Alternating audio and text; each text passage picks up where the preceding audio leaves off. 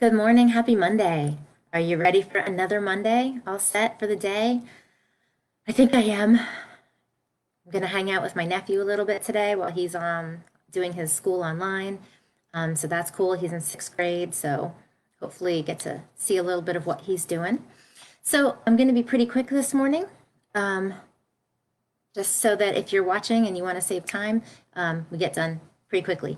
So we're going to look at lowest terms fractions. And since we talked about prime factorization and the ladder method last week, I thought we'd throw in using prime factorization and the ladder method to get your lowest terms fractions. So we'll look at 36 over 54, and we'll look at the ladder method first since it's more visible right here.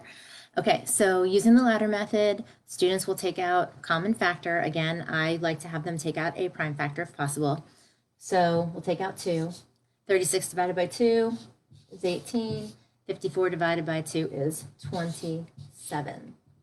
Okay, those still have a common factor. So we've got 3 in there, so we'll take out a 3. And that leaves us with 6 and 9.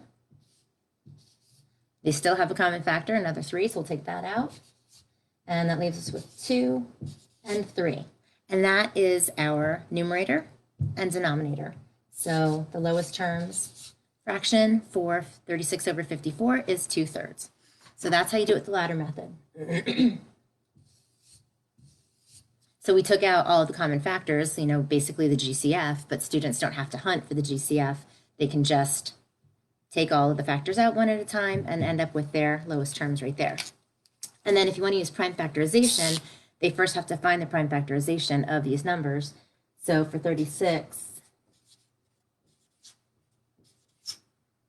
2 times 2 times 3 times 3, and then for 54, 2 times 3 times 3 times 3. And in this case, they're going to cross out everything that these numbers have in common, which ultimately is your GCF. So we'll cross out this 2, because they have 2 in common, cross out the 3 and the 3. And then what they're left with is their lowest terms fraction. Now, if there were more than one number left up there in the prime factorization, they would then multiply those together. So if by chance we had, 2 times 2 up there and we had 3 times 3 in the bottom left over, then it would be 4/9.